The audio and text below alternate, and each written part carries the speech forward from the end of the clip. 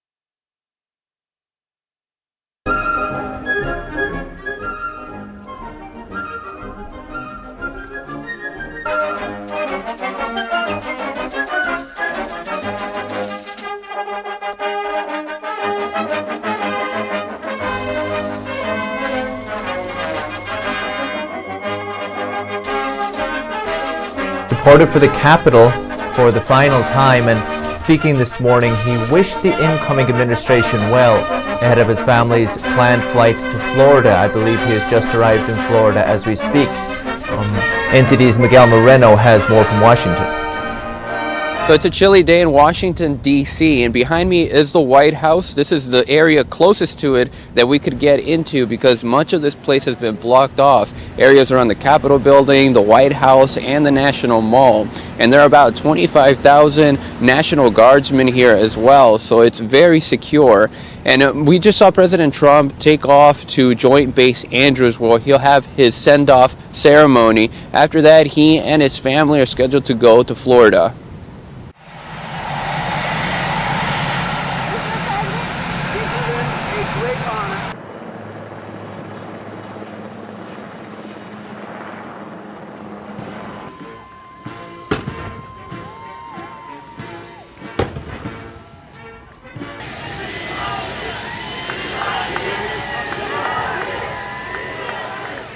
I wish the new administration great luck and great success. I think they'll have great success. Just a goodbye.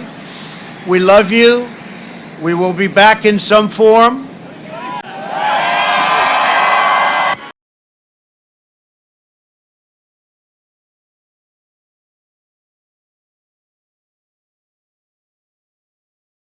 Honorable Elaine L. Chow. And then, as we saw, President Trump gave a departing speech from Joint Base Andrews this morning. He said the country's future has never been better and wished the incoming administration good luck and success. NTD's Kevin Hogan has more on the president's speech. Thank you very much. And we love you, and I can tell you that from the bottom of my heart. This has been an incredible 4 years. We've accomplished so much together. I want to thank all of my family and my friends and my staff and so many other people for being here. I want to thank you for your effort, your hard work. People have no idea how hard this family worked. They worked, and they worked for you. They could have had a much easier life, but they did a fantastic job. I just want to thank all of you, everyone. I want to thank Mark Meadows, who's here, someplace right there. I want to thank Mark. But it's been something very special. We've accomplished a lot. Our First Lady has been a woman of great grace and beauty and dignity. And so popular with the people, so popular with the people. In fact, honey, would you like to say a few words, please? Being your First Lady was my greatest honor. Thank you for your love and your support. You will be in my thoughts and prayers. God bless you all. God bless your families. And God bless this beautiful nation. Thank you. What else has to be said, right? The president went on to tell of his administration's successes, including high approval ratings from veterans, cutting taxes and regulations, and boosting the economy. And now the stock market is actually substantially higher than it was at its higher point prior to the pandemic. So it's really, you could say we built it twice. And you're going to see incredible numbers start coming in if everything is sort of left alone. Be careful. Very complex. Be careful. But you're going to see some incredible things happening. And remember us when you see these things happening, if you would. Remember us, because I'm looking at elements of our economy that are set to be a rocket ship up. It's a rocket ship up. Trump said he was proud of his selection of nearly 300 federal judges and 3 Supreme Court justices. He sent love to the people who have suffered from the CCP virus. He said it has been an honor serving as president and that his administration has given the new one a foundation to do something spectacular. I wish the new administration great luck and great success. I think they'll have great success. They have the foundation to do something really spectacular. And again, we put it in a position like it's never been before, despite the worst plague to hit since, I guess you'd say 1917, over 100 years ago. And despite that, the things that we've done have been just incredible, and I couldn't have done it without you. So just a goodbye. We love you. We will be back in some form. Trump left the D.C. area on Air Force One to head to Palm Beach, Florida, and he will reportedly reside at his Mar-a-Lago club going forward. Kevin Hogan, NTD News.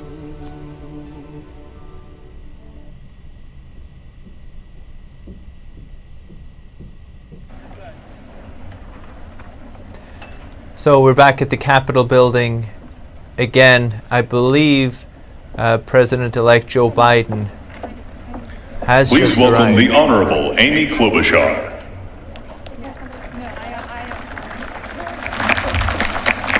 Now we have Senator Amy Klobuchar to give a speech.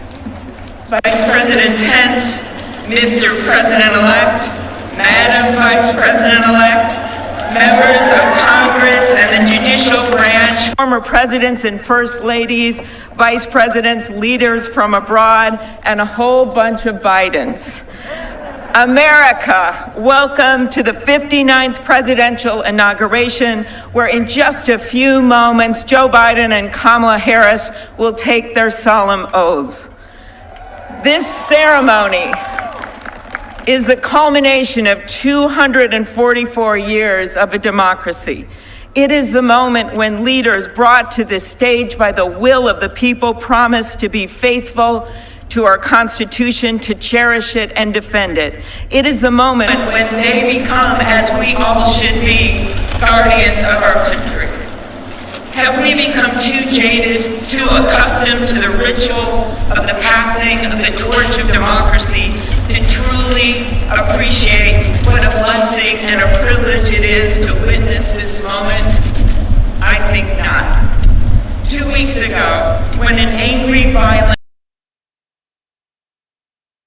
accustomed to the ritual of the passing of the torch of democracy, to truly appreciate what a blessing and a privilege it is to witness this moment? I think not. 2 weeks ago, when an angry, violent mob staged an insurrection and desecrated this temple of our democracy, it awakened us to our responsibilities as Americans.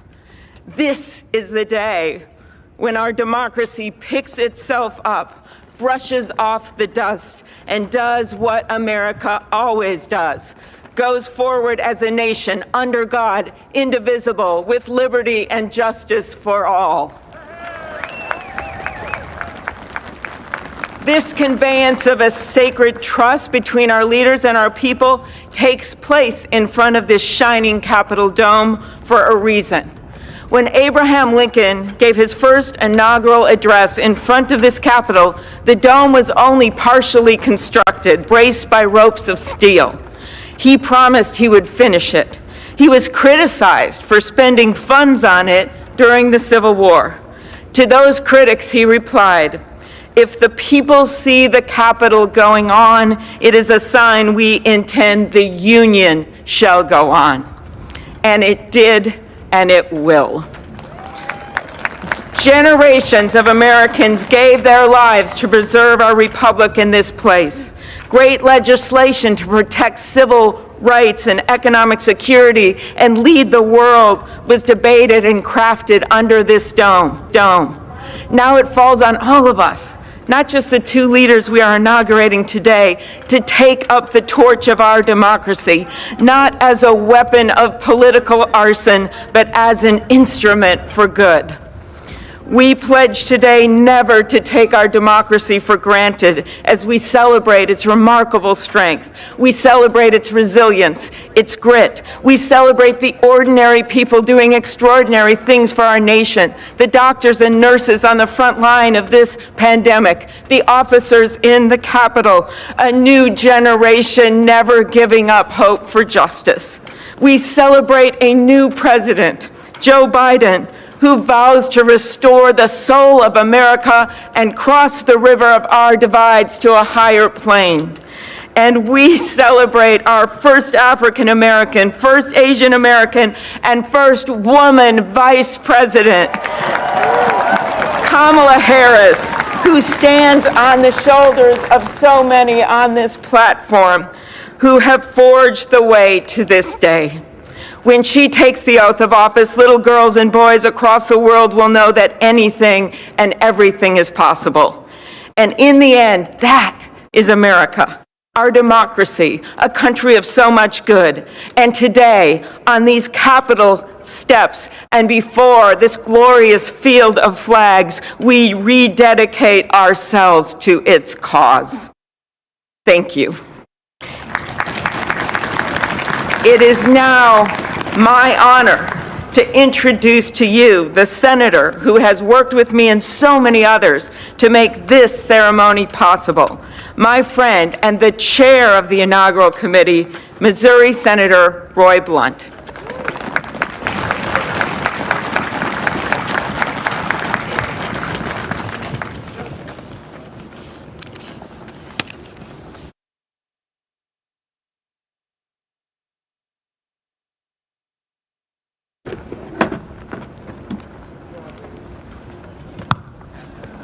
Well, I should have known when Senator Klobuchar got involved, at least there'd be a touch of snow up here this morning. Of all the things we'd considered, I don't think snow was on my agenda till I walked out the door a moment ago. But thank you, Senator Klobuchar, and thanks to the other members of the Joint Congressional Committee on the inauguration as we officially begin the 59th inaugural ceremony.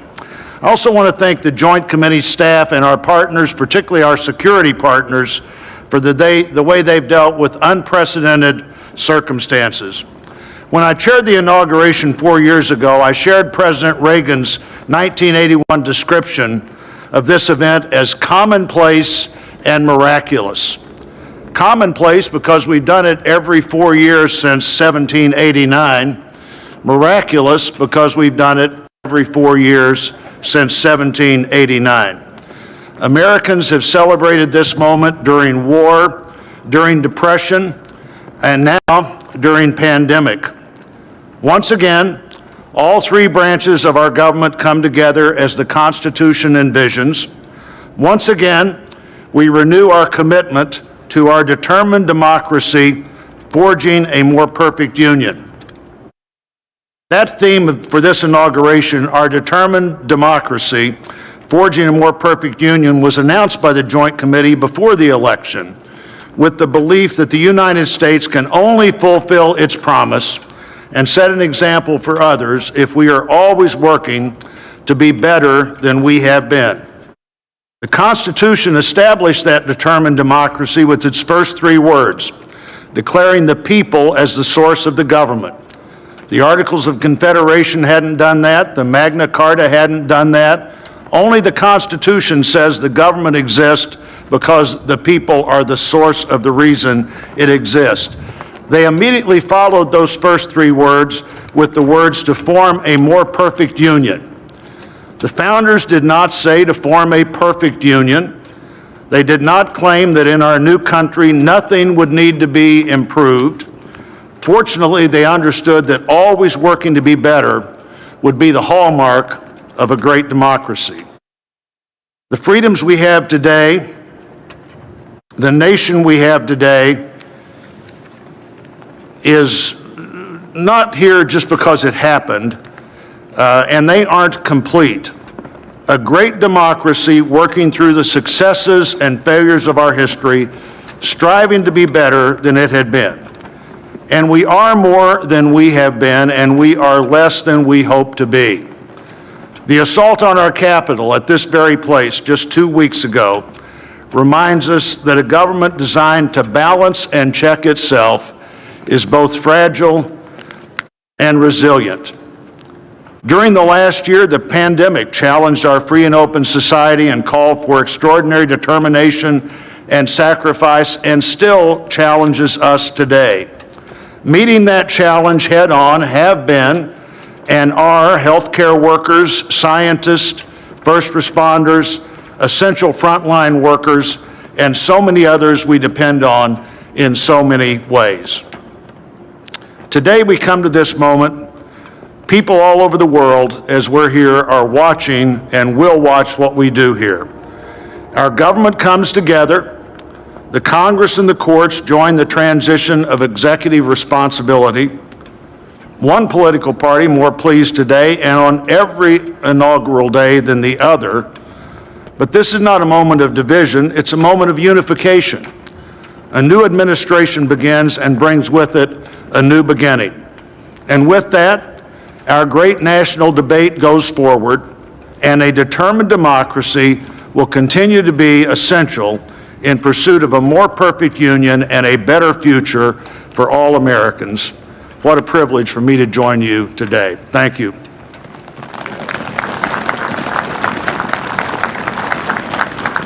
I'm pleased to call to the podium a longtime friend of the President-elect and his family, Father Leo O'Donovan, to lead us in an invocation. Please stand if you are able and remain standing for the national anthem and the pledge to our flag.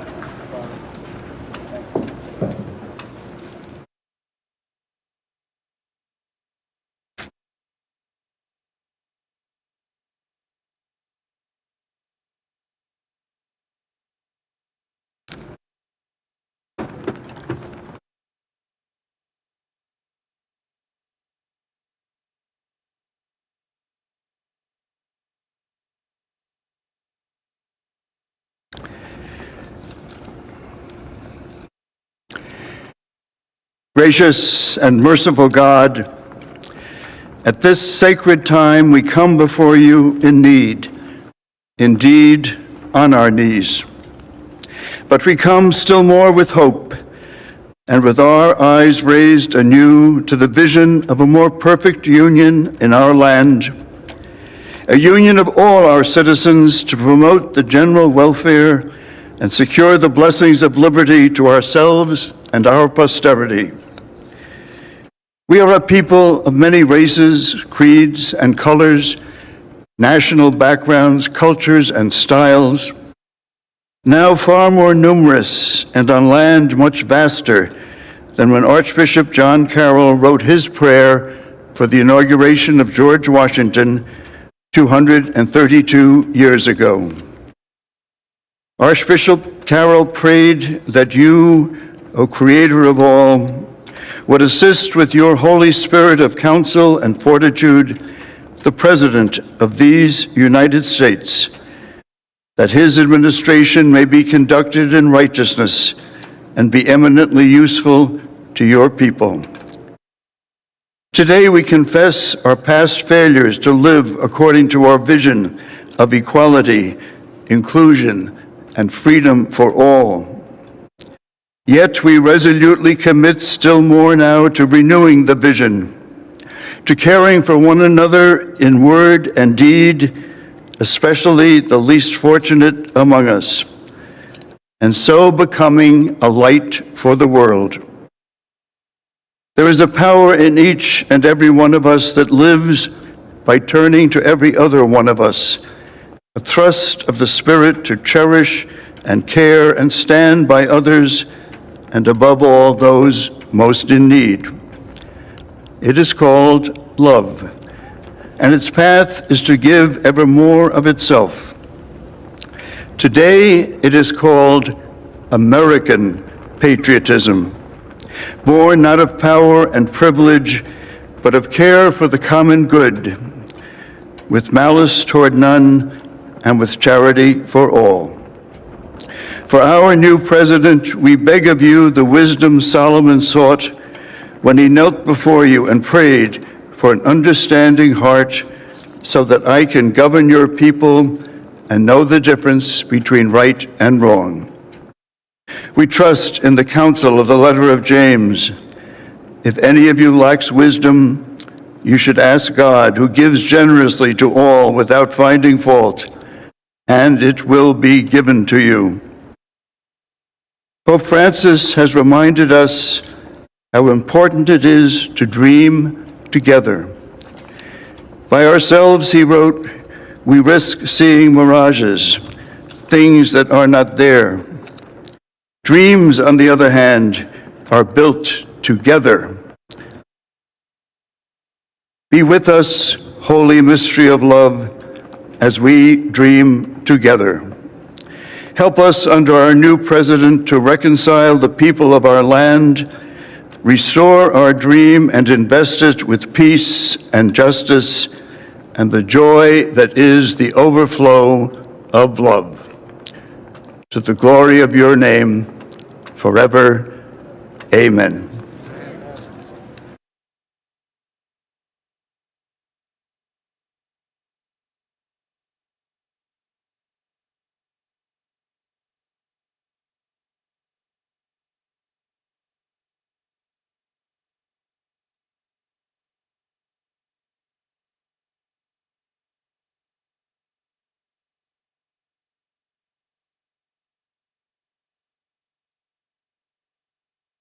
Ladies and gentlemen, please remain standing for the presentation of our national colors by the Armed Forces Color Guard, the singing of our national anthem, and for the Pledge of Allegiance.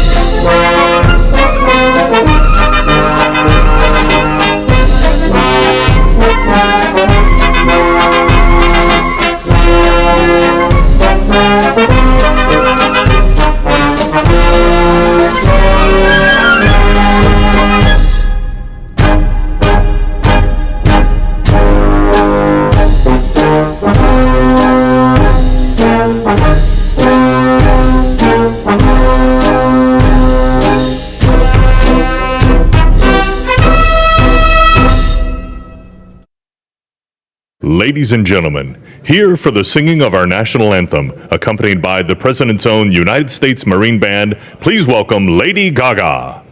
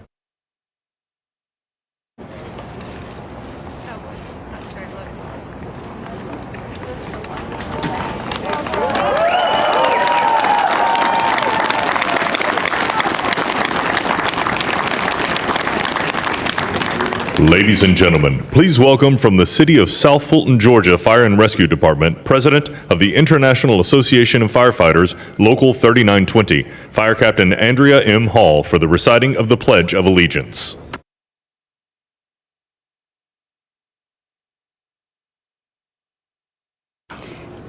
I pledge allegiance to the flag of the United States of America and to the republic for which it stands, one nation, under God, indivisible, with liberty and justice for all.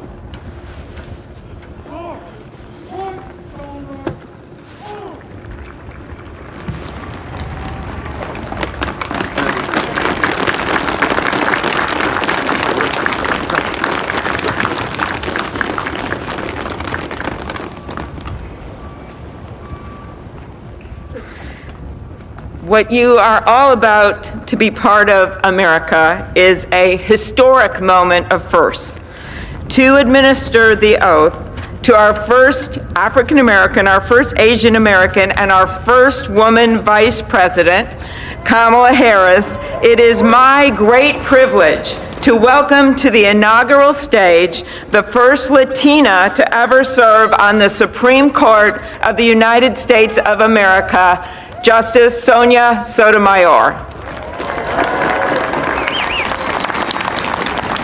Ladies and gentlemen, please remain standing for the oath of office, followed by musical honors.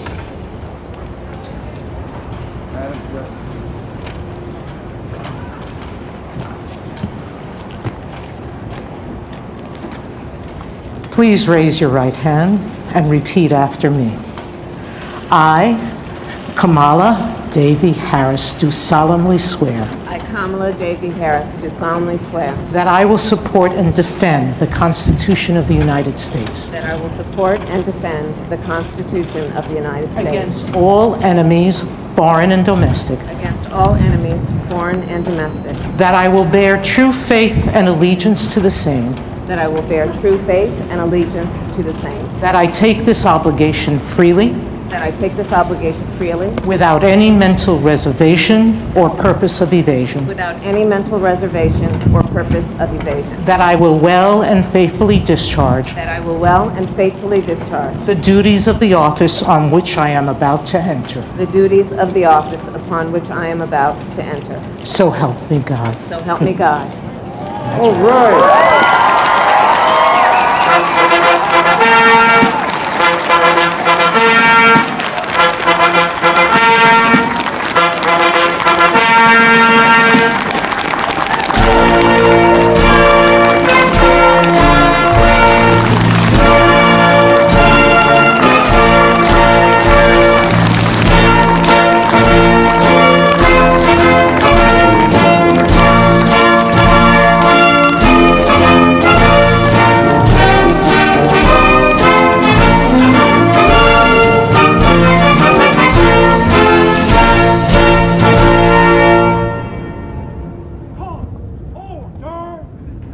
Ladies and gentlemen, please be seated.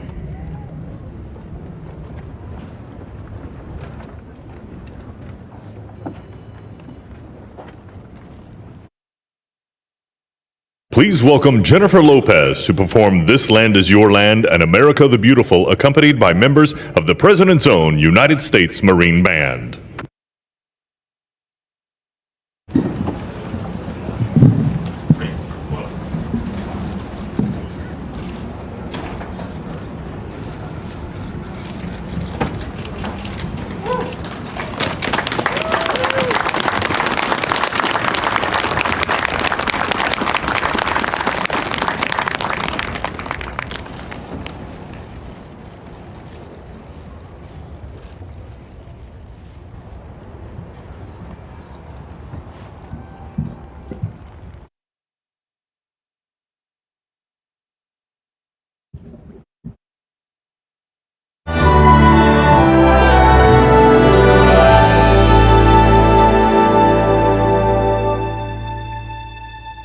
This land is your land. This land is my land. From California to the New York Islands, from the Redwood Forest to the Gulf Stream waters. This land was made for you and me. As I went walking down that ribbon of highway, I saw above me that endless skyway. I saw below me that golden valley. This land was made for you and me. Oh, this land, oh, this land.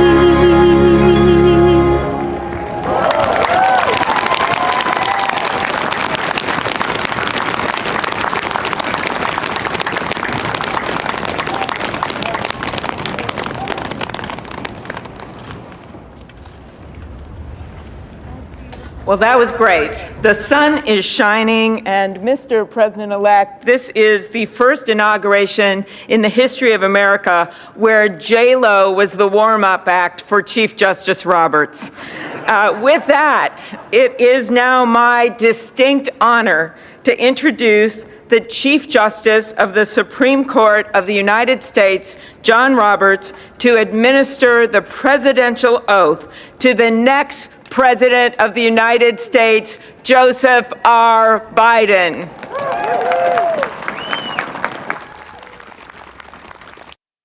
Ladies and gentlemen, please stand for the oath of office, followed by musical honors.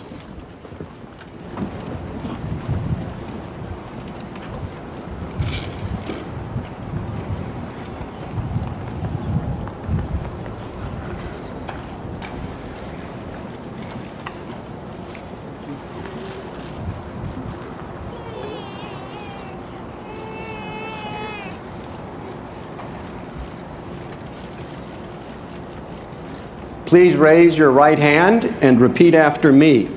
I, Joseph Robinette Biden, Jr., do solemnly swear. I, Joseph Robinette Biden, Jr., do solemnly swear.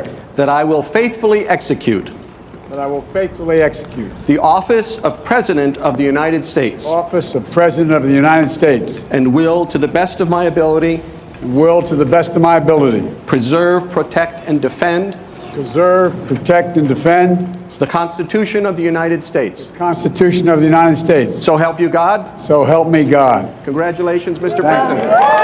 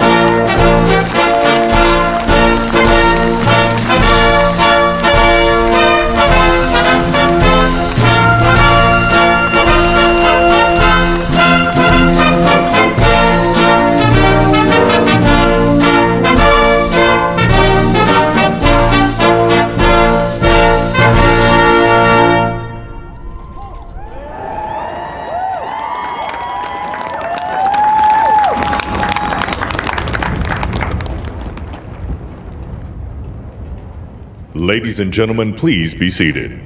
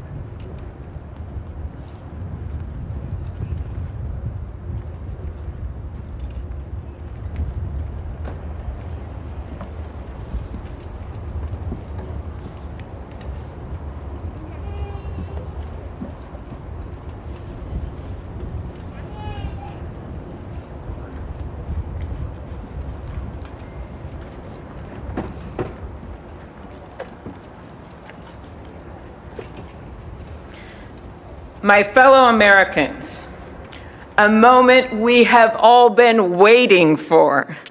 It is now my great privilege and high honor to be the first person to officially introduce the 46th President of the United States, Joseph R. Biden, Jr.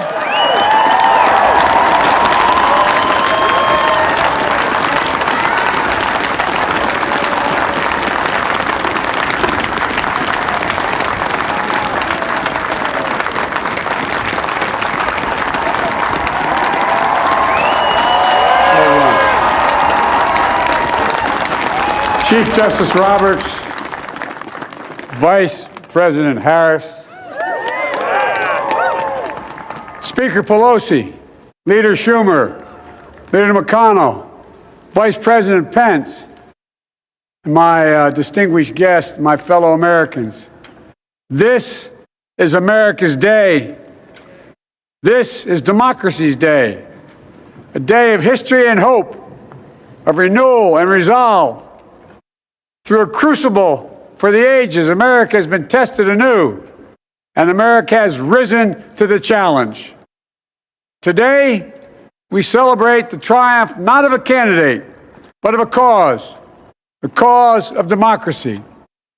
The people, the will of the people has been heard, and the will of the people has been heeded.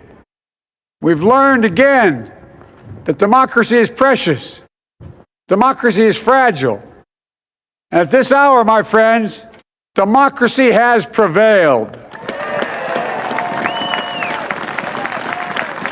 So now, on this hallowed ground where just a few days ago, violence sought to shake the Capitol's very foundation, we come together as one nation, under God, indivisible, to carry out the peaceful transfer of power as we have for more than 2 centuries. As we look ahead in our uniquely American way, restless, bold, optimistic, and set our sights on the nation we know we can be and we must be. I thank my predecessors of both parties for their presence here today. I thank them from the bottom of my heart, and I know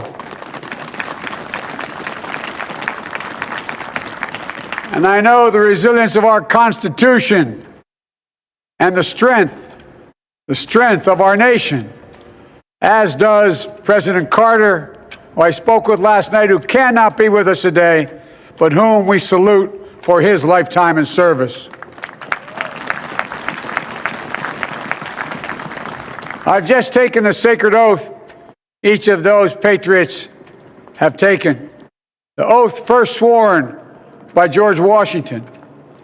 But the American story depends not on any one of us, not on some of us, but on all of us, on we the people who seek a more perfect union. This is a great nation.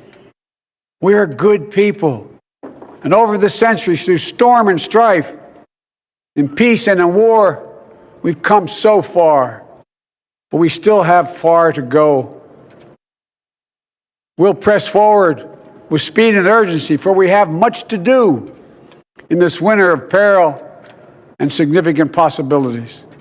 Much to repair, much to restore, much to heal, much to build, and much to gain. Few people in our nation's history have been more challenged or found a time more challenging or difficult than the time we're in now. Once-in-a-century virus that silently stalks the country has taken as many lives in 1 year as America lost in all of World War II. Millions of jobs have been lost. Hundreds of thousands of businesses closed. A cry for racial justice, some 400 years in the making, moves us.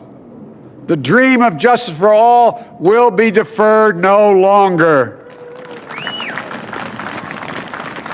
A cry for survival comes from the planet itself, a cry that can't be any more desperate or any more clear. And now, a rise of political extremism, white supremacy, domestic terrorism, that we must confront and we will defeat. To overcome these challenges, To restore the soul and secure the future of America requires so much more than words. It requires the most elusive of all things in a democracy: unity. Unity. In another January, on New Year's Day in 1863, Abraham Lincoln signed the Emancipation Proclamation. When he put pen to paper, the president said, and I quote, "If my name ever goes down into history, it'll be for this act, and my whole soul is in it." My whole soul is in it. Today, on this January day, my whole soul is in this, bringing America together, uniting our people, uniting our nation.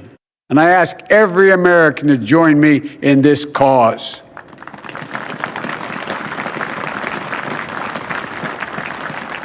Uniting to fight the foes we face: anger, resentment and hatred, extremism, lawlessness, violence, disease, joblessness, and hopelessness.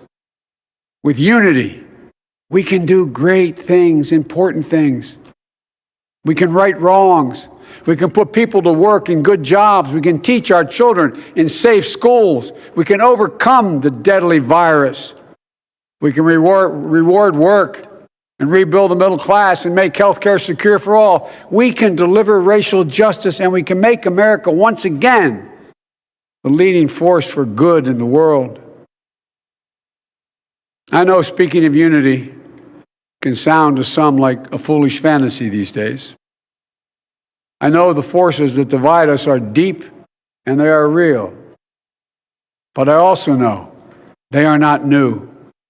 Our history has been a constant struggle between the American ideal that we're all created equal and the harsh, ugly reality that racism, nativism, fear, demonization have long torn us apart. The battle is perennial, and victory is never assured. Through Civil War, the Great Depression, World War, 9/11, through struggle, sacrifice, and setbacks, our better angels have always prevailed. In each of these moments, enough of us have come together to carry all of us forward. And we can do that now. History, faith, and reason show the way of unity. We can see each other not as adversaries, but as neighbors. We can treat each other with dignity and respect. We can join forces, stop the shouting, and lower the temperature.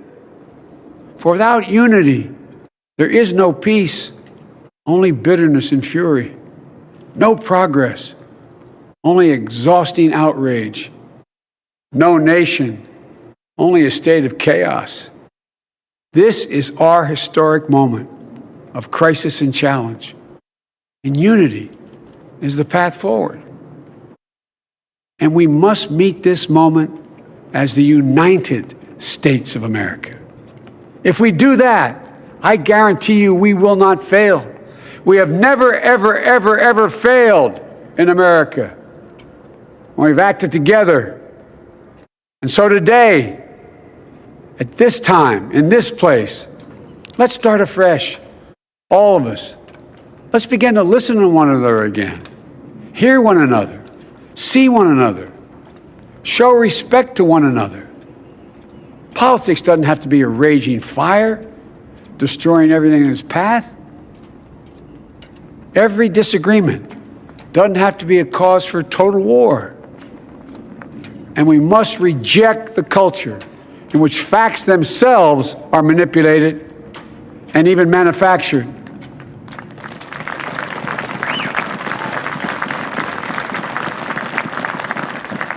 My fellow Americans, we have to be different than this. America has to be better than this. And I believe America is so much better than this. Just look around. Here we stand in the shadow of the Capitol Dome, as was mentioned earlier, completed amid the Civil War, when the Union itself was literally hanging in the balance. Yet we endured. We prevailed. Here we stand, looking out on the great mall where Dr. King spoke of his dream. Here we stand where 108 years ago, at another inaugural, thousands of protesters tried to block brave women marching for the right to vote. And today, we mark the swearing in of the first woman in American history elected to national office, Vice President Kamala Harris. Don't tell me things can't change. Here we stand across the Potomac from Arlington Cemetery, where heroes who gave the last full measure of devotion rest in eternal peace. And here we stand, just days after a riotous mob thought they could use violence to silence the will of the people, to stop the work of our democracy, to drive us from this sacred ground. It did not happen. It will never happen. Not today, not tomorrow, not ever. Not ever.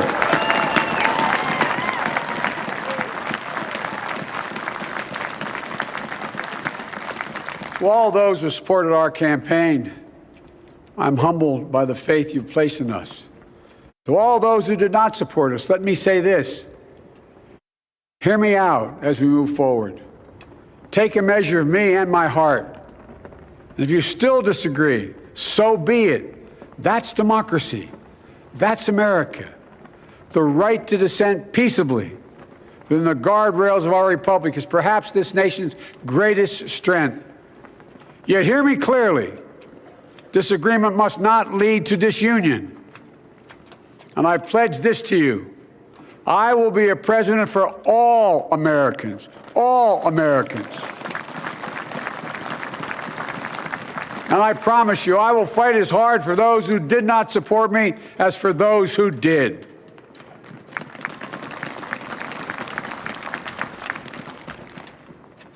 Many centuries ago, St. Augustine, a saint of my church, wrote that a people was a multitude defined by the common objects of their love. Defined by the common objects of their love. What are the common objects we as Americans love that define us as Americans? I think we know. Opportunity, security, liberty, dignity, respect, honor, and yes, the truth. Recent weeks and months have taught us a painful lesson. There is truth and there are lies. Lies told for power and for profit. And each of us has a duty and a responsibility as citizens, as Americans, and especially as leaders. Leaders who have pledged to honor our Constitution and protect our nation, to defend the truth and defeat the lies. Look,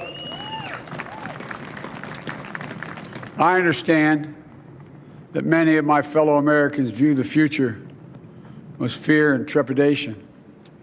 I understand they worry about their jobs. I understand, like my dad, they lay in bed at night, staring at the ceiling, wondering, can I keep my health care? Can I pay my mortgage? Thinking about their families, about what comes next. I promise you, I get it.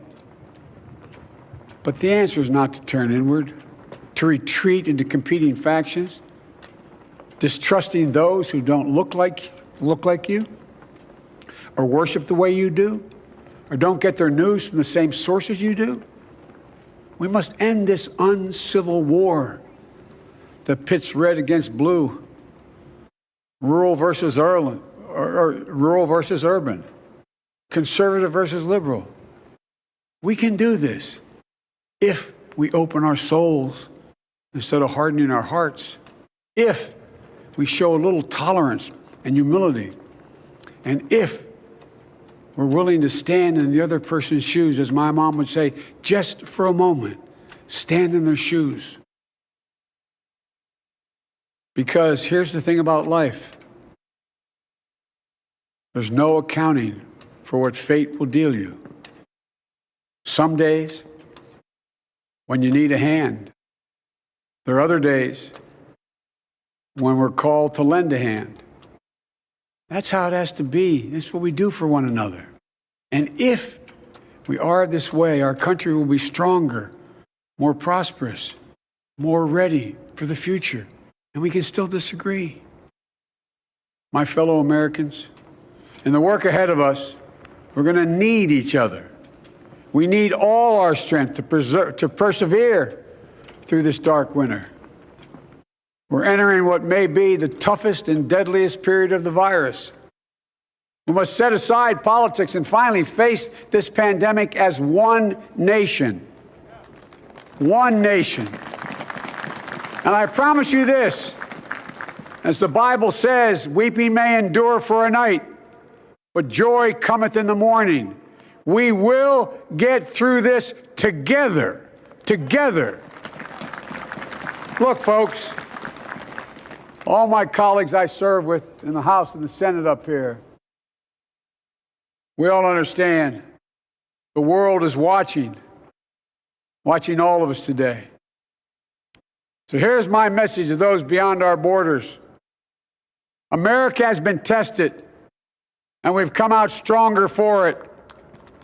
We will repair our alliances and engage with the world once again, not to meet yesterday's challenges, but today's and tomorrow's challenges.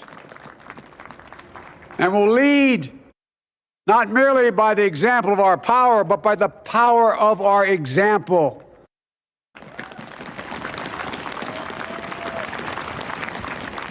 We'll be a strong and trusted partner for peace, progress, and security. Look, you all know we've been through so much in this nation. And my first act as president, I'd like to ask you to join me in a moment of silent prayer. Remember all of those who we lost in this past year to the pandemic. Those 400,000 fellow Americans, moms, dads, husbands, wives, sons, daughters, friends, neighbors, and co-workers. We'll honor them for becoming the people and the nation we know we can and should be. So I ask you, let's say a silent prayer for those who've lost their lives and those left behind, and for our country.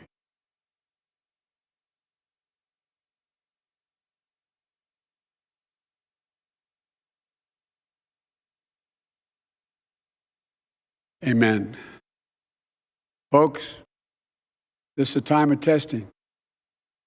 We face an attack on our democracy and on truth, a raging virus, growing inequity, the sting of systemic racism, a climate in crisis, America's role in the world. Any one of these would be enough to challenge us in profound ways.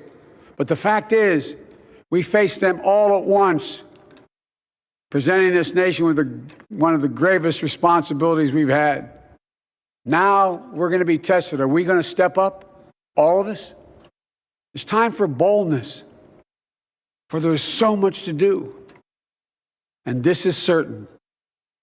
I promise you, we will be judged, you and I, by how we resolve these cascading crises of our era. We will rise to the occasion is the question. Will we master this rare and difficult hour?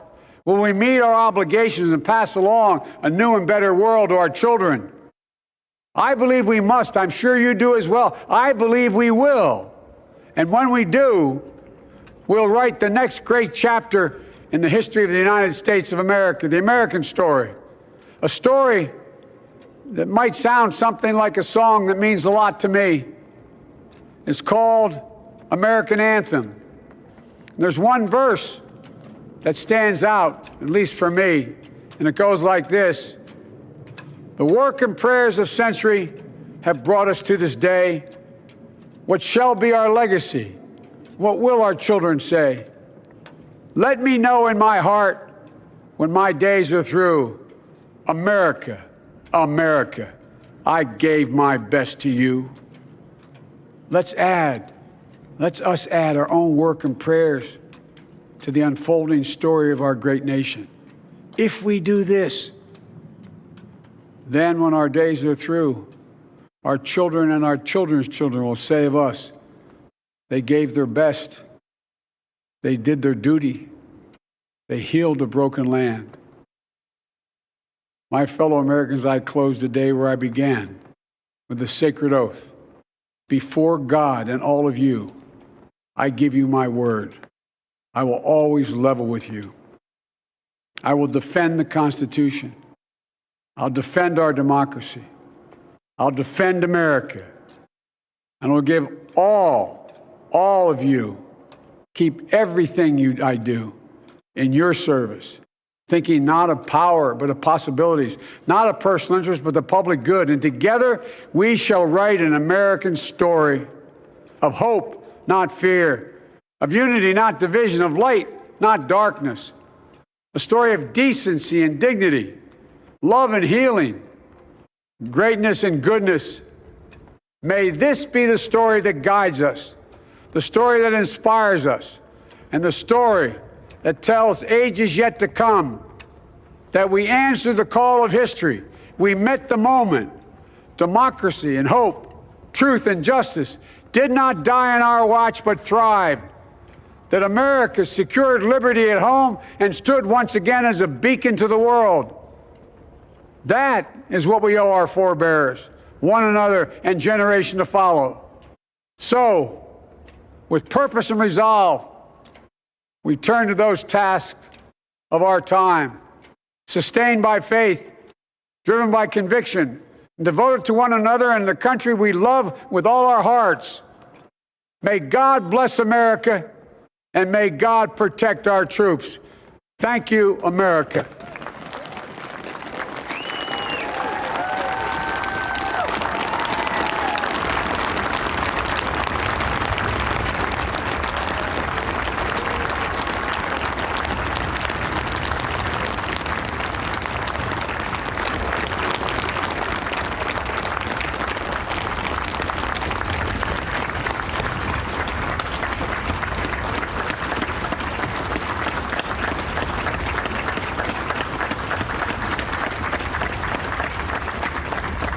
Ladies and gentlemen, please be seated.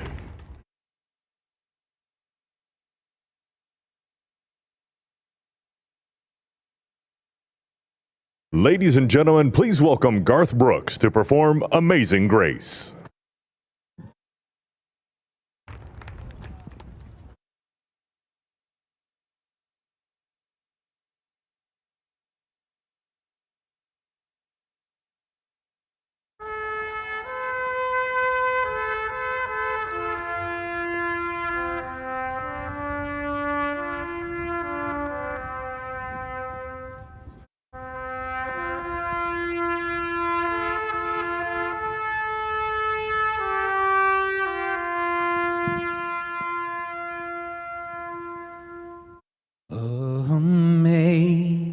Amazing grace, how sweet the sound that saved a wretch like me. I once was lost, but now I'm found. Was blind, but now I see. When we've been there 10,000 years, bright shining as the sun,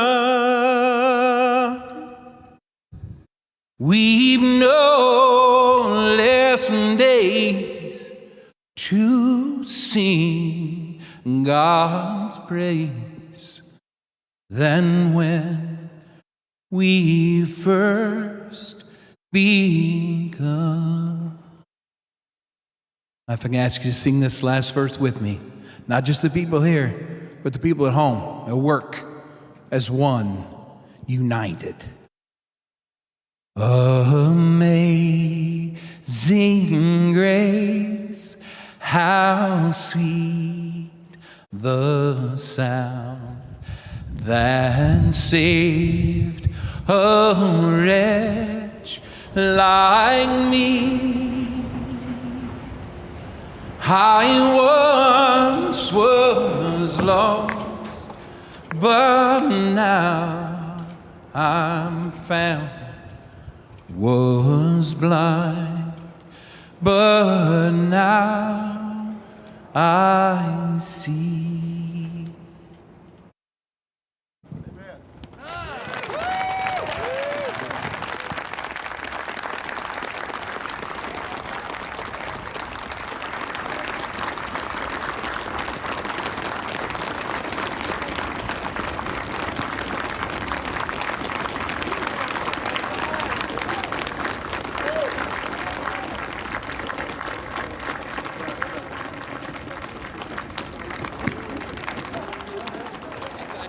Hard not to be reminded of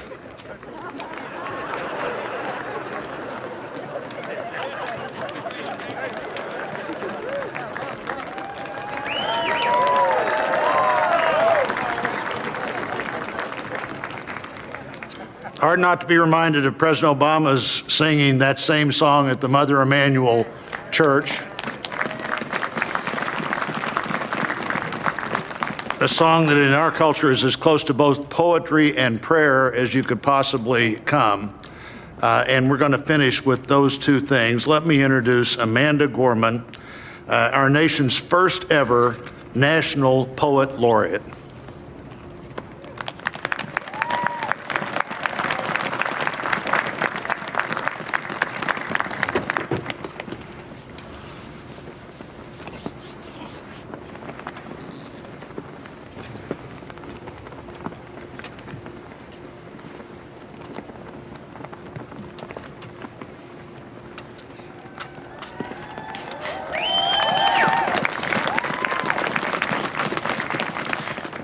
Mr. President, Dr. Biden, Madam Vice President, Mr. Emhoff, Americans, and the world.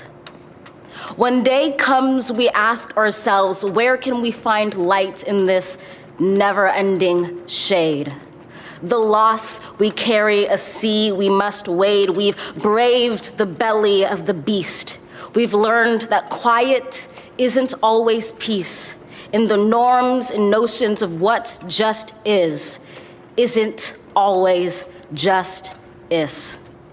And yet the dawn is ours before we knew it. Somehow we do it. Somehow we've weathered and witnessed a nation that isn't broken, but simply unfinished. We, the successors of a country and a time where a skinny black girl descended from slaves and raised by a single mother can dream of becoming president, only to find herself reciting for one.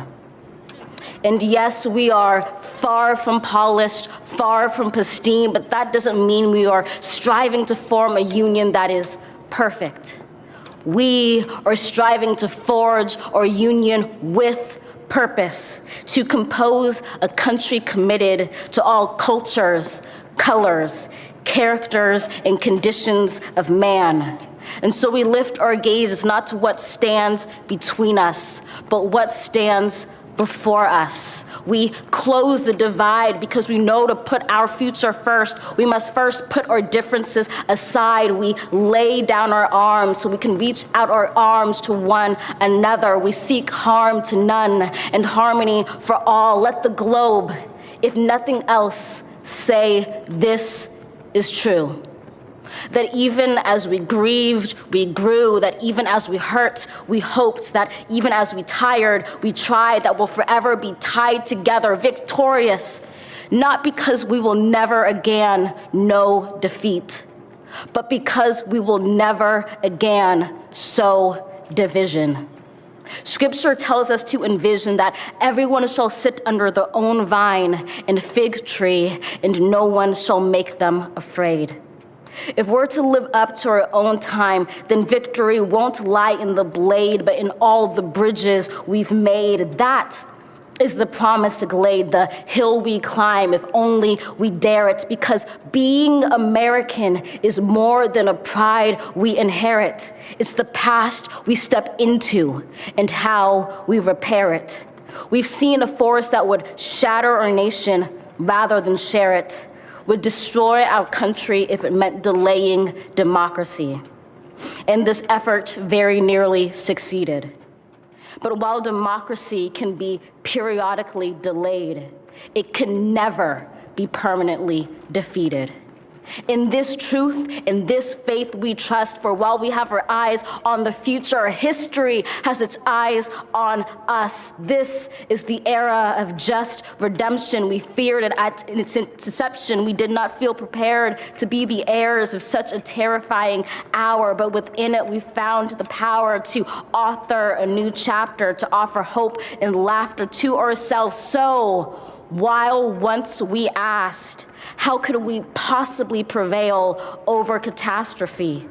Now we assert, how could catastrophe possibly prevail over us? We will not march back to what was, but move to what shall be, a country that is bruised but whole, benevolent but bold, fierce and free. We will not be turned around or interrupted by intimidation, because we know our inaction and inertia will be the inheritance of the next generation. Our blunders become their burdens. But one thing is certain: if we merge mercy with might and might with right, then love becomes our legacy and change our children's birthright. So let us leave behind a country better than the one we were left. With every breath from my bronze-pounded chest, we will raise this wounded world into a wondrous one. We will rise from the gold-limbed hills of the West. We will rise from the wind-swept Northeast, where our forefathers first realized revolution. We will rise from the lake-rimmed cities of the Midwestern states. We will rise from the sun-baked South. We will rebuild, reconcile, and recover in every known nook of our nation, in every corner called our country. Our people, diverse and beautiful, will emerge battered and beautiful. When day comes, we step out of the shade of flame and unafraid. The new dawn blooms as we free it. For there is always light, if only we're brave enough to see it, if only we're brave enough to be it.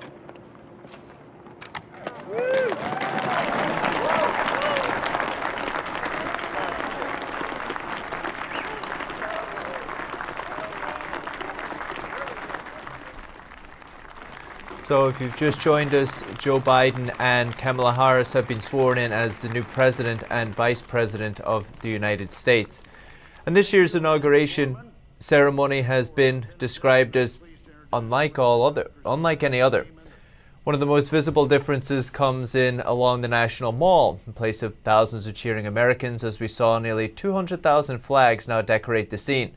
Along with 56 pillars of lights, they represent each state and U.S. territory, so a very different looking D.C. than what we're used to. NTD's Miguel Moreno is there. He spoke with some people there to get their thoughts. So Joe Biden and Kamala Harris have now been inaugurated, officially now President Joe Biden and Vice President Kamala Harris. And we were walking around D.C. for a while trying to find spots for people to interview, and we didn't see many people around. There really weren't that many demonstrators. For the most part, we saw a lot of the media, so we did see a lot of that. And this spot here, we did manage to find the most people in this area. So many of them are Joe Biden supporters. Some of them have been watching the inauguration ceremony from their phones. So there was a lot of cheering whenever any big events took place. I'm assuming that's why they were cheering. And we walked around and we did get some people's perspectives on this lockdown, this really big lockdown that we have, because many of these areas around the National Mall, as you already know, have been locked down. The same with the White House and the Capitol building. But some of them said that they think it was necessary. They think that it was necessary. They wish it didn't have to come to this, they said, but they felt it was necessary. So we're going to go ahead and show you some of those interviews now. You know, I don't know what's going to happen next 4 years, but I think that I hope it doesn't boil over, but it's definitely not going to go away. And what would you like to see in the next 4 years? Well, from the Biden administration. Well, for me personally, I'm not a huge Biden supporter. I disagree. Well, I have some policy contentions, some contentions on other things, but I am excited to see Joe Biden in the Oval Office, mostly because I really want the United States to regain its respect on the global political stage again. I really, when we have U.S. diplomats or, the president going overseas to talk to foreign leaders. Miguel. Now we'll take you back to the inauguration ceremony with Joe Biden and Kamala Harris.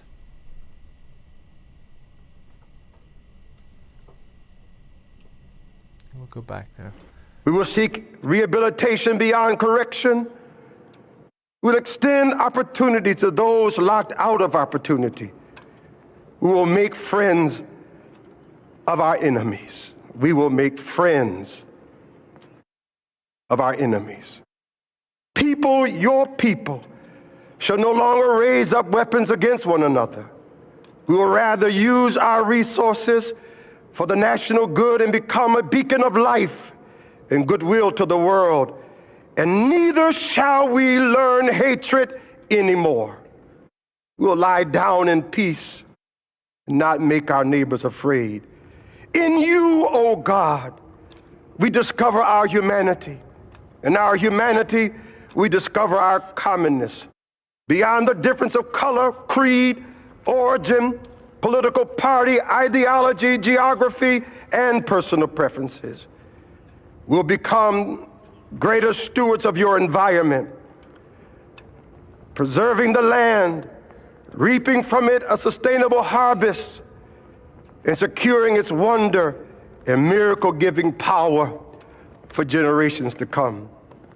This is our benediction, that from these hallowed grounds, where slaves labored to build this shrine and citadel to liberty and democracy, let us all acknowledge, from the indigenous Native American to those who recently received their citizenship, from the African American to those whose foreparents came from Europe and every corner of the globe, from the wealthy to those struggling to make it, from every human being regardless of their choices, that this is our country.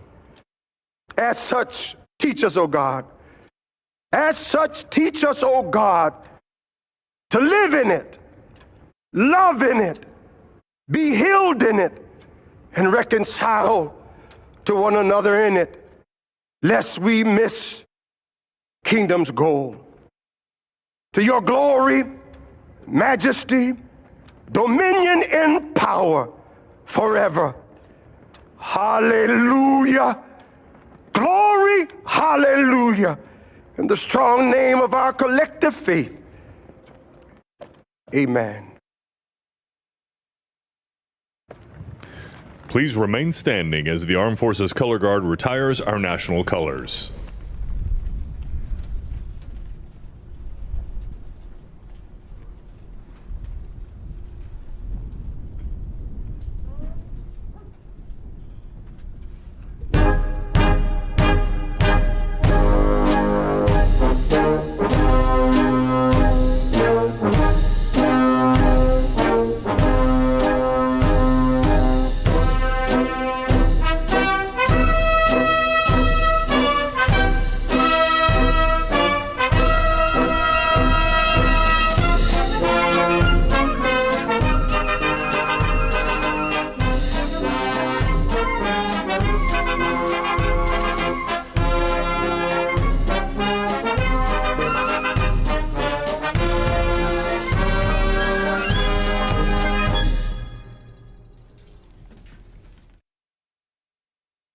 Ladies and gentlemen, please be seated and remain in your seats while the President and official party depart the platform. For safety reasons, your ushers will release your section in an organized manner, following the playing of our national march, The Stars and Stripes Forever.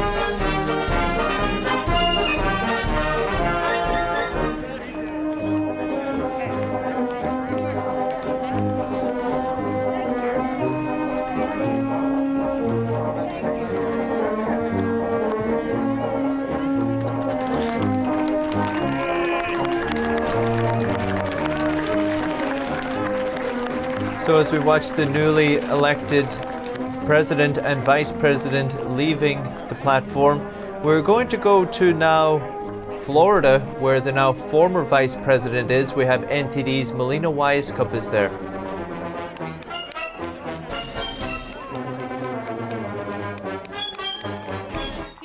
West Palm Beach is still pretty high. As you can see, there's still a few Trump supporters back here behind me that are just hanging out and really just carrying out with this enthusiasm. Earlier, the group of Trump supporters stretched all the way down the sidewalks.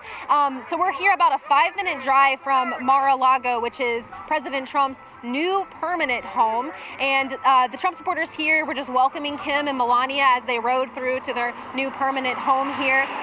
So yeah, the enthusiasm's super high here. We spoke to a number of Trump supporters who told us that they just wanted Trump to feel their unwavering dedication and support. That's why they came here today, to show their support. And it looks like Trump actually did feel that. It seemed he was very touched. Him and Melania both had super big smiles on their faces as they rode through here on their way over to their permanent home now. So we're just here speaking with Vanessa, which has been here the whole time, right? You've been here? Pretty much. I just got here right after the motorcade. I kind of missed that part, but... Oh, okay. Yeah, because he drove through here, I think, he touched down at around 10:45, President Trump did, and then just drove right on through here and saw the supporters here. So I just wanted to ask you, Vanessa, what is the message that you hope Trump felt as he was driving through here, seeing all these supporters? Well, I think we all, I know personally, I want him to know that we're so proud of him. And despite all of the abuse that he's had to put up with, since even before he got elected and during his entire office, all of the pushback and the disrespect and the impeachment attempts and all these things that came at him, we want him to know that he stood by his word and by making America great again, and we're very proud of him. I'm very proud of him. I think he's done more for this country than any president I've ever seen in my lifetime, and I, as a small child, witnessed JFK be assassinated as a 4-year-old, so that was traumatic. I'm from Massachusetts, know the Kennedys, and we loved and supported them and thought JFK was a great president. So to see that and come forward so many decades and see a man like President Trump come in and really set an agenda and work hard to protect families and workers and jobs in this country and make it great again. I think he did a fabulous job despite what he had to put up with. So we want him to know how proud we are despite what he's hearing and how the social media is blocking him. We want him to know we're behind him still, whatever he does moving forward, and we want to be there to turn this all around when we get the Yeah, thank you for sharing that, Vanessa. And she said she was an independent recently, and she just started supporting Trump. I've been an independent. I don't believe in the party system. I used to ask my dad as a small child. It didn't make sense to me. I vote for the person. What are they going to do for me, my country, my town? Mm-hmm. And I really saw early on that we needed someone outside of the swamp, so to speak, to set things right. And I think that despite everything they threw at him, when I went through the list of accomplishments, there's 42 pages of things that Trump did. I didn't realize. I watched some videos and was quite shocked to see all the things he did accomplish. I want people to remember that and not to think of him as, I saw headlines saying the carnage of the Trump presidency. That's just not true. And we know many of them, I saw the reports this morning, were labeling him as a former president or ex-president, something like that. And my question, from my memory, the presidents are always called president even after their terms are up. So that was very jarring for me personally. This has been a whole plan of disrespect and trying to remove someone who was legally elected and was legally elected by a landslide this time. And I hope that will play itself out however it can, through the courts or through the military system, however it has to go. We need to show that Trump did in fact win this election by a landslide, and the rightful president is not taking an oath of office today. It's, we need to be strong for that, because I hope that will get turned around and justice will be served. I think one of the questions also moving forward is what will Trump even be doing in the next couple of years? Because like you said, and many of the Trump supporters here echoed what Vanessa has said about they're going to follow Trump. They're dedicated to him, whatever he does. And we know Trump has said that this is just the beginning. He said that multiple times. The best is yet to come. He continually says that, and all the people around him say that, because we are at the beginning. We can't let this country fall back into the evil that has been controlling it for so long, and we can't allow the work that he did to be undone. because we'll backslide. We will be handed over to a global new world order, and that's not what we want. Not what we want. So what do you think's going to happen? I mean, I asked a couple of supporters, which you'll see what their responses were to that in just a moment. We'll play some of those interviews for you. But I just wanted to ask you, Vanessa, what do you think it means when Trump says he's going to keep moving forward? Some say he's just going to use the fan base that he already has and really just push the America First policy just with the local governments and trying to keep people just involved and connected. But others are saying he's going to run for president again in 2024. What do you think he means by the best is yet to come? Well, I think, like he said, this is bigger than any one party. It's not left or right. It's not Democrat or Republican. It's not, it is a movement about keeping America and making America great and continuing the great policies that he started. There's so much more work to do. I think that he will support other, political candidates behind the scenes to get things moving forward again. And I believe we won't have to wait till 2024 to see him back in a leadership role in the United States. That's just my personal opinion. I believe that there is some, when these court cases and some of the stuff about the election comes out and is actually sees the light of day and the facts are presented, there is international treason involved here, and I believe it needs to be addressed. And things need to be put right. If that means removing the current president, we already hear talk of people in the government, in the Senate, House of Representatives that are going to vote to impeach Biden before he even gets to serve a month. So, I can only hope, because we know who the real winner of this election was. Those of us who voted, the figures and facts are there, and we know what the fraud was. There's rampant evidence of it. Yeah. So we need to see that play out, and I think that could be much sooner than 2024. So yeah, we'll have to see. And many of the supporters we spoke to also echoed her same hopefulness, this sense of enthusiasm and hopefulness still is like all through. It's 2 hours later and we still have some people here still showing their support. So, earlier we'll show you some of the people we spoke to who also echoed some of the things Vanessa's saying here. So we'll just have to wait and see. Right now, I think it's just a waiting game to see how Trump's going to continue to present himself to the public and in what ways he's going to be involved in this Make America Great Again movement that he's started over the past 4 years. Yeah, it's about our country. It's about our freedoms. It's about our rights. We cannot, if we love America and we love being in America and being Americans, we have to stand up for our rights. And that's what he gave us. And so it's, like I said, bigger than Trump himself, but he has been the leader of this movement, and we want to keep it going because it's good for all. It's good for all Americans. That's also something she says we want to keep it going, right? So earlier we spoke to some people who say that they think that these rallies are still going to go on. We spoke to Voters for Trump. He started a website connecting people all around the nation to do these. I know you guys have seen the voter parades all through the past 4 years. So we'll have to wait and see if any of that stuff will keep happening moving forward. And so I guess we'll see over the next couple of years, right? We shall see. The best is yet to come, and I believe we should all be hopeful. And there is a God up there, and he has some hand in this. Yeah. Thank you so much, Vanessa. Thank you. So we'll show you some of the other people we spoke to now. Brian Craig, who is the founder of the Brian Craig Radio Show. So we're just wondering, Brian, what is your motivation for being here? How do you hope that Trump feels when he's driving through here? I want Trump to feel the love that we all have for him, not just here in Palm Beach, but all over the country. There's 80 million of us. We've dedicated our lives to him and the MAGA movement, and it's not going to go away today. This guy, he beat the pandemic. He had the corona. He's not going to let today bring him down. He's going to come back, and he's going to be the 47th president of the United States, too. So is that what you think he's referring to? Because there's been a lot of talk, this is not over, Trump's alluding to, this is just the beginning of the MAGA movement, right? Yeah. So do you think that means he's going to run again in 2024 or be involved in some other way? Well, I think he's going to run again. Now the MAGA movement's going to be here forever. The Republican Party was a third party one time, too, when Lincoln was elected. So he's going to back people like Ron DeSantis here in Florida to run for president in the future. He's going to be with us for many years to come. So what do you think about moving forward? In the next couple of days, do you think that anything will change as far as the enthusiasm here? Do you think that there's still going to be rallies and weekend events? Yeah. There's going to be rallies. I don't know if they're going to let him have any rallies anytime soon, because at the Capitol, they're going to use that to say you can't have rallies anymore. But let me tell you, there will be rallies. There'll be another Trump rally, and we're going to be out here all the time supporting him every time he goes to the store. And that's something I actually wanted to ask you about, bring up the Capitol breach, right? So I'm wondering, from your perspective, do you think that that's caused Trump to lose support, or do you think that it's just caused people to just see even further how the media can twist facts in order to fit a narrative. What do you think? Well, the Capitol breach, of course, was wrong, but that's not Trump's fault. I think it's made his support even firmer and stronger and made us even more united behind him for blaming him for something that he had nothing to do with. You know, he wasn't at the Capitol. The breach started while he was still speaking, before he got to the part that they said instigated the event. So, no, it's made us a stronger support of him, and it's unified us even more behind him. Reporting on your platform, on your radio show, now that the new administration has taken office? No, absolutely not. I'm going to be with Trump wearing this MAGA hat till the day I die. I'm going to be buried in this MAGA hat, and this is the beginning of a movement that is going to be here for the next 150 years, the MAGA movement. Making America great again isn't 4 years or 8 years. This is a century-long project.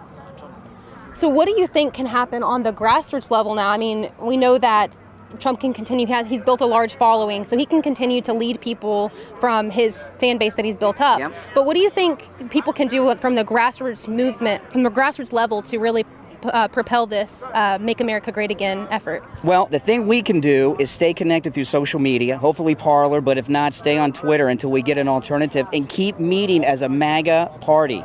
Because, you know, the only thing I'm waiting for is Trump going to run as a Republican, or is he going to form the third party? And whatever he does, we're going to be behind him. Thank you so much, Brian. All right. Thank you. Thanks, Melina. And we have Miguel Moreno on the ground in D.C. If we can get Miguel. Miguel?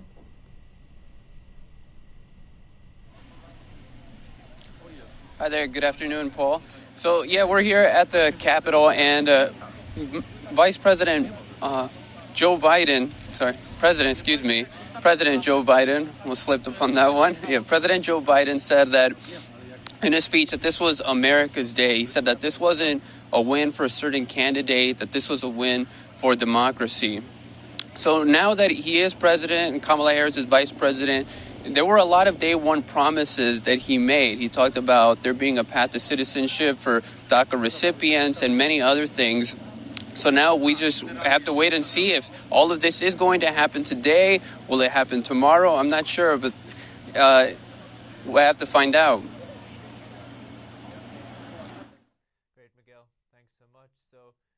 All the enthusiasm in Florida, as Miguel mentioned, we do have a new president and vice president, Joe Biden and Kamala Harris. They still have some activities later today for here at NTD. That's the end of our live stream. Thank you so much for watching. We'll see you soon.